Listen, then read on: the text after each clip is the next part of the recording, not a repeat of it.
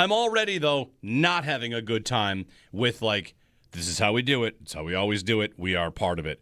Well, that was the final game. Time to take every single thing that happened in that game and apply it as a new rule in the NFL. This is now the way to win, right? What's the takeaway from the game? Let's go around the room. What is the takeaway from the game, if anything? One sentence on last night. In 803-0550, give us a ring. The Patriots lost. That's great. Bullet dodged. So give me a one-sentence takeaway. We've got four voices here. We'll have yours at 803-0550. New England wasn't a great football team. I think it's a pretty strong one. They weren't a great team. I'm with you there. They couldn't really beat the schedule allegations, I feel like. Fair. So many schedule tweets last night. A lot of schedule tweets. Yeah. Yep. I hope dominant defense helps the Bills in the playoffs. Okay. Yeah, I'm with you on the defense. It reminded you of Legion of Boom a little bit, but it just shows, I guess, like a running back did kind of win the game for them. Like, I don't know if I was expecting that. had a big game. Yeah. Yes, he did. Yes, he did. I did see people pointing out that the Seahawks spent the most money on special teams this year. So I saw some special teams points. Does that count teams Rashid Shaheed, though? I don't know. Okay, because they acquired him, and he's also like a receiver, I don't know who they count for that because, right, those guys are going to be listed as like cornerbacks. Did you sign them for depth, special, whatever. Right, maybe that just says they spend more on their backups than others. Maybe. They have a lot. But I saw that. They have a lot of cap space. I mean, is there a Sam? They have the most cap space in the league. I think it's fifth most. Fifth most. Might be that fifth most. makes more sense. Whatever. They have a lot of cap. How would they have number one? They have a lot of cap space. They're about to, of course, pay JSN and a couple of their draft picks. Sometimes cap space is just a function of where your rookie contracts are. On and on. Yeah, those are all fair. The thing about the dominant defense, like, I feel like we're going to do the thing we did last year, which is last year's like, look at that. I guess you just want to be able to get home with your defensive line, and that's that. Like, well, yes, it does help when a team makes the Super Bowl and has no ability to protect the passer, and that's 2 years in a row. Kansas City could not protect Mahomes because their line was so beaten, was so terrible. They had Joe Tooney, protector of the year, by the way, this year, playing out of position. Right. So last year in the Super Bowl, the Eagles run over the Chiefs in part because the Chiefs have we're talking not just like a chink in the armor or a weak link in the chain. The Chiefs have a fatal flaw on the left side of their line. And what did New England have last night? Same thing. Will Campbell gave up 14 pressures. Yeah. The most. Man, he got beat so cleanly on one of those. I forget which one. Like, it was DeMarcus Lawrence. Okay. He barely touched Lawrence. He gave up the most pressures any player gave up in a game this year. Yeah. So you could say that's about, he wasn't playing Myles Garrett. He was playing a really good Seattle team with a really great defense. But New England had a fatal flaw on the left side of their line. They had two linemen on the left side of the line that are terrible. So, you want to be able to get home with 4. I agree. Having a great defense must be really nice. Playing an offense that is not equipped to handle you helps even more.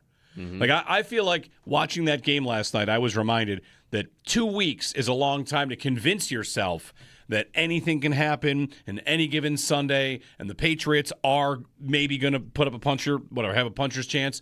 The Super Bowl's played in the NFC Championship game. We knew that. It was Rams and Seahawks. We knew that.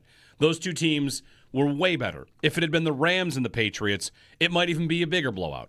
In fact, that game last night ends up looking like the Seattle this is just me here going off on the Seattle defense, which was great. But the game ends up looking like Seattle's defense carried them to a victory. If Seattle doesn't stall in the red zone 4 times, they kick field goals from reasonable distance 4 times. It's 12-0. I mean, that game could be 27-0, 28-0, whatever.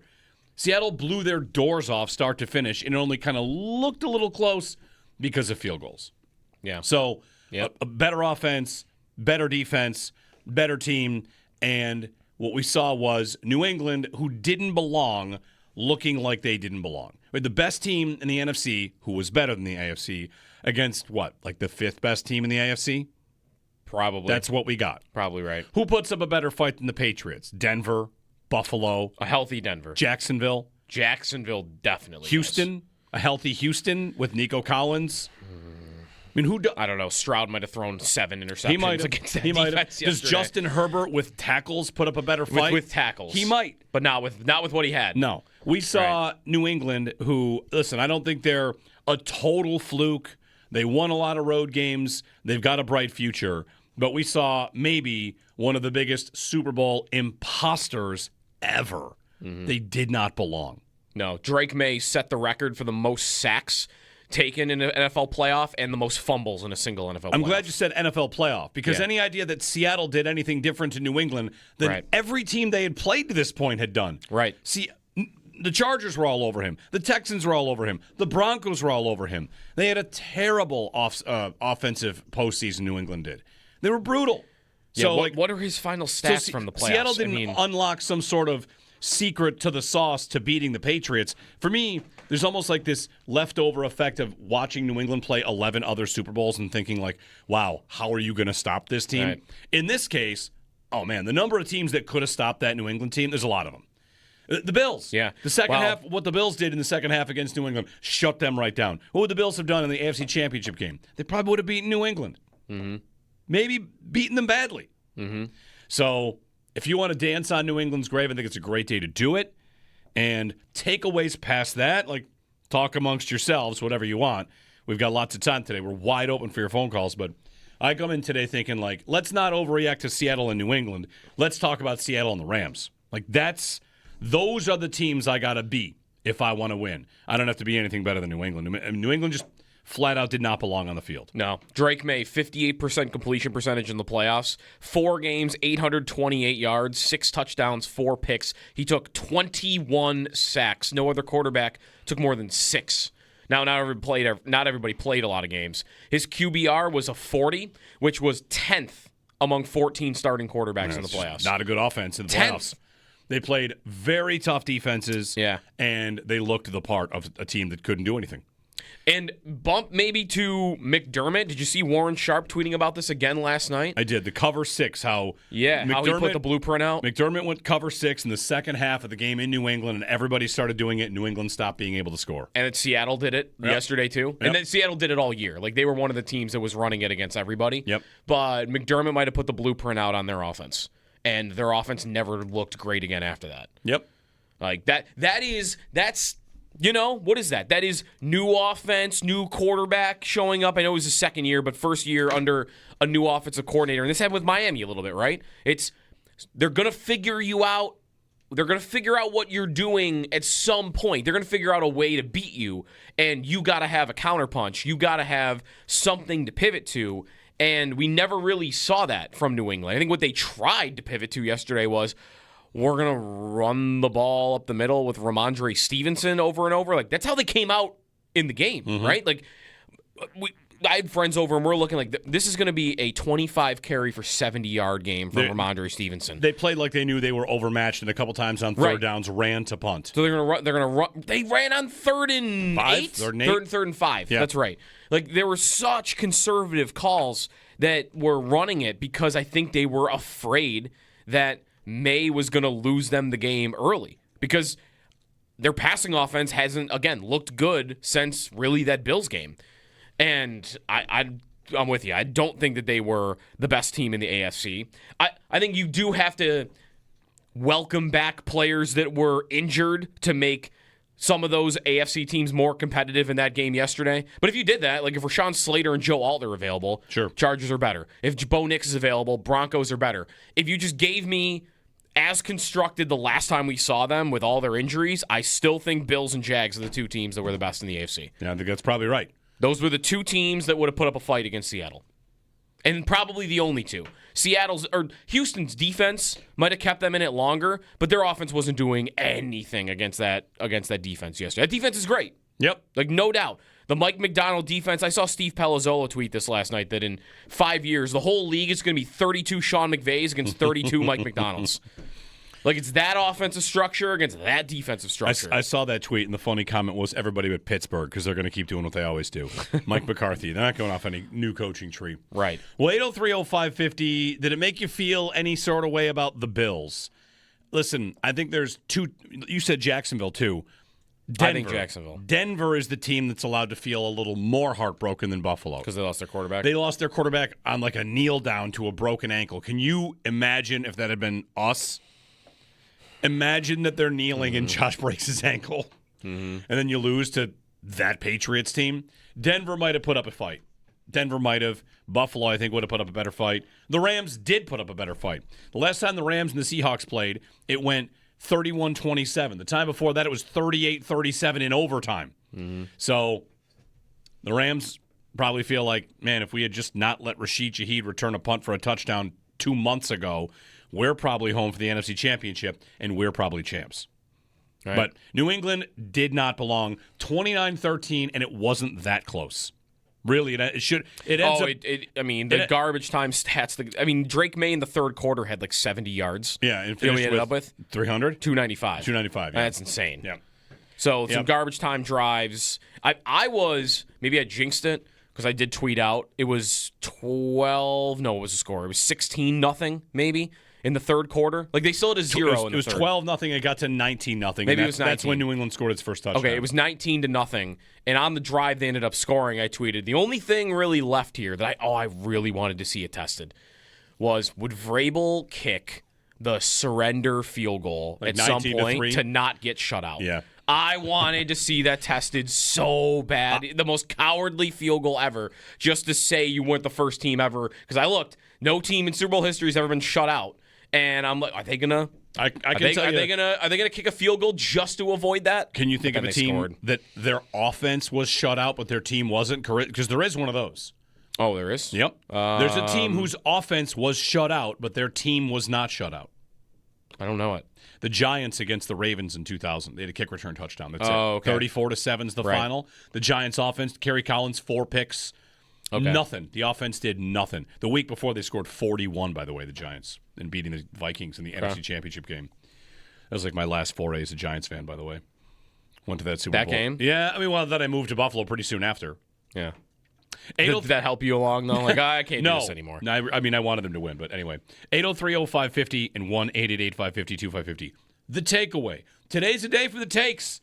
It's National Take Day. So fire them our way. The Bills tweeted out a graphic about on to next year. In that graphic were Shakir, Hairston, Allen, Cook, and I think Dawkins might have been the 5 players in that. Mm-hmm. So, safe bets all there. On we go. 803-0550. DJ in Lockport's going to start us off. DJ, good morning. Hey, good morning, guys. I'm looking down at my little temperature gauge here. It is negative 15 degrees. Yeah. The good news. Good news. It's going to get warm later today and then just kind of be warm for a while. So the forecast, like where we are, -9. By the afternoon, it's in the 20s. I was going to say what's warm. It's in the 20s. Okay. Right. So, sure. So we can go swimming later. Right. Hey, tomorrow, it's supposed to go over freezing for the first time in a month. I saw that. We might get to 40 tomorrow. So, like I said, it's getting warmer. Yeah. Beautiful. So while I was watching the game, all I just kept thinking was the domino effect of the trade deadline and Brandon Beane. I used to be such a fan of the guy, and after that call that you guys had, the infamous call, the Jerry and Joe call, and all that stuff, I don't want to say this in necessarily like a bad way, but I kind of was on his side at first. Come the trade deadline, man, the arrogance of that decision. And I don't know whether it was for him to have job security because he didn't want to give up that pick and look bad if it went wrong.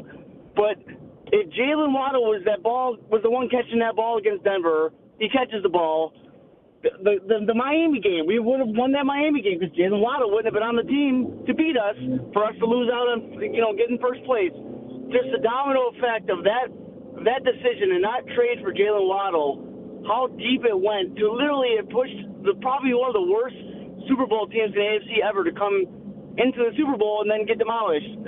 I really, really hope that Joe Brady can get under Brandon Beane's whatever idea, whatever he decides his plan, to tell him, dude, we need to get a good or 2 wide receivers in this organization. Having Jalen Waddle would have made a world of difference in everything that happened over the last 2 months. And I don't have any faith in the guy doing it. I really don't. And we might have a great DC now, a better coach now because Brady's in a new job. It might all go to the wayside because Brandon Beane thinks he's too smart, and everything he thinks is better than everybody else. So I just pray that he doesn't do that and just stops and goes and gets some wide receivers. Thanks. So I'll hang up with you guys. Thanks, TJ. Regarding that call long ago, we talked on Thursday with the Bills GM, and I feel like the call, whatever, it'll live on, but like hatchets have been buried and on to the future. I'm glad the first call came in about receiver. I'm really glad because that means I didn't have to bring it up because I was fully prepared today to defend the idea that how important this is. They should, of course, build a defense. They've got their coordinator, go out and spend almost every asset you've got on your defense. But it might be a better time than ever to point out that the two best teams in the league, and again, that's not New England, that's Seattle and LA, have the two best receivers in the league, arguably. You want to say like Chase and Josh. But you don't get to the game where your defense wins it for you without winning the game against that other team. Seattle against the Rams against Seattle. And like the Bills need a couple things here. They need to fix this defense, which I think they will dedicate dollars. They'll dedicate new coaching hires. They'll dedicate draft picks to. And I am very optimistic about their future because they have a lot in place. And if they get somewhat better results defensively and someone that's a difference maker in the passing game, I think they'll. I mean, wouldn't they beat that New England team that was in the Super Bowl last night by like 30? Mm-hmm. So I didn't make the first call about receiver. DJ, I'm glad you did. It'll be about both those things this year. How do you look at Seattle and not think that they got there because they drafted really well across the defensive line and they added the offensive player of the year?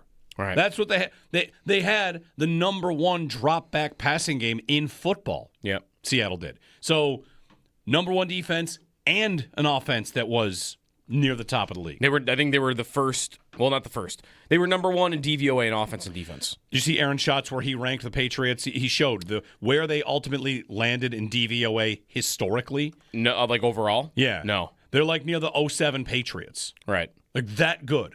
And if you look at their resume all year long, they just beat good and great teams over and over again. Yeah, they were only the sixth team in NFL history that finished number one overall in DVOA on offense and defense. The other ones were the 85 Bears won the Super Bowl, the 96 Packers won the Super Bowl, the 2002 Bucks won the Super Bowl, the 2013 Seahawks won the Super Bowl, and then the 2023 Ravens who lost in the conference championship. Aaron Schatz has them on DVOA, which has been charted since 1978 as the fourth best team of all time. Yeah. Seattle. Yeah, they were great. They were unbelievable. 91 Washington, the 85 Bears, the 07 Patriots, Seahawks. Yeah. It was not a team just carried by its defense. I wonder if they'll get that respect. They'll probably have to win term. They'll have to make another Super Bowl because they didn't get really tested by New England, and also they really didn't. I mean, offensively at least, defensively they were great. Offensively, they didn't really play their best game. They didn't score a touchdown until the third quarter. Well, that's what I was saying. Like it comes down to red zone efficiency because if you look at what Seattle did in the game, they drove it with long drives 4 times before they finally got a touchdown in. So they were moving the ball somewhat regularly. And just falling just short. In fact, it wasn't all red zone. They kicked from the 21, 24, and 23, I think. They did have 3 punts in the first half, too, though. It's not like they were great. No, they could have it could have been okay. But New England's defense does have some chops. I think that's the strength of New England. That's why they got there. Yeah. 803-0550. Dan in Lancaster is up next. Dan, good morning. Hey, thanks for taking my call. Well, I just want to start off by saying that was probably the worst Super Bowl I've watched in about 25 years. But it was bad. With that said, I mean, that's what you're going to get when you have two average quarterbacks. Great. Both teams I thought were good defenses. I thought Gonzalez for New England, that's the way you play cornerback. And I'm hoping if Brandon Beane's going to fall in love with thinking that you need all defensive players, well, you better get some cornerbacks that can turn their head because Taron Johnson, Tre'Davious White don't turn their heads. But other than that, my prediction was Seattle-Buffalo in the beginning of the season. And you picked Seattle. You picked Seattle at the beginning of the season. Yes, I knew they had a great defense. I thought Seattle was going to go to the Super Bowl. So maybe I just have a crystal ball, but I did. But with that said, I still think we need a receiver. But if, with our new scheme we're going to be doing on defense, I'm hoping that Brandon Beane sees that that's the way our cornerbacks need to play defenses like Gonzalez and turn your head and swat the ball, because New England would have lost by 40 if it wasn't for Gonzalez. Yeah. Thanks, Dan. Well, on corner, I mean, that'll be down the list of needs. They've got Benford and Hairston as two starting guys, and maybe they get one more. I don't know if they've got ideas for Hairston to play more inside or outside, whatever. So they could probably use another one. Also, we learned Dorian Strong, who they just drafted last year, posted on Instagram that he's going to have a procedure soon. Last we heard from the Bills was it was not great, and he might have a procedure that might end his career. And he posted on Instagram something to that effect, like he's about to have this procedure. So, wishing him the best. And, just from his flat-out number standpoint, if he's no longer in the mix, well, they'll have to get another corner. Yeah. But I feel like the conversation for this team is going to be about their front seven and how they're going to be different on the front. The front seven and the other safety to go next to Cole Bishop. So, and can they finally find pass rushers? Right. It's been great. It has not been new. They've tried. It's another year where, look at that. A pass rush is what you need. Well, the Bills have been seeking that since 13 seconds. Pretty consistently. And even a little, really before that. The money they spent before that, the draft picks since then, they just pour assets into it, and they still don't have it. Maybe the scheme change will get them there. Yeah, really, because one complaint I've always had about the types of edge rushers that they draft, and I think Seattle is a couple of these guys, the speed rusher. The bend. They don't go for bendy guys. No, the guy who can rip a spin move on a Will Campbell and just get right to the quarterback. The Bills draft these tall basketball players that don't really move like that rush straight ahead and bull rush and set the edge. And set the edge. They got a guy that sets the edge. Yep. Right. So, maybe if Jim Leonard gets in there and says, I need this type of pass rusher, that they'll actually draft it, because they don't have guys like that, and they really have never had guys like that since Jerry Hughes, and they didn't bring him in.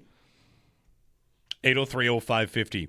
The Monday after the Super Bowl Monday. Your thoughts on all of it? We'll take your calls. By the way, on the picking Seattle before the season to win the Super Bowl, if you did that, they're the second longest odds to win the Super Bowl according to your preseason odds. The 99 Rams were the only longer shot going into a year to actually win it. Good for them. Their GM has built two Super Bowl winning teams with none of the same players and a different coach, which is quite an accomplishment. You got GMs that have won 3 Super Bowls, but the same quarterback the whole time or the same coach the whole time. And this guy has built basically two separate franchises to win it for Seattle. John Schneider. 803-0550 is our phone number. How did it feel watching it? And does it feel like the Bills are closer, further? I don't know if you feel a certain way about it. I end up coming out of it disappointed, kind of shocked the Bills weren't there. It would hit me throughout the entire day. The entire day, I just kind of felt like, I can't believe New England was allowed to get here. And I almost felt like it's the Bills' fault. But then again, it might not have really been their fault. I don't know. It makes me feel like they're close, and it should be an offseason where they treat it like they're close.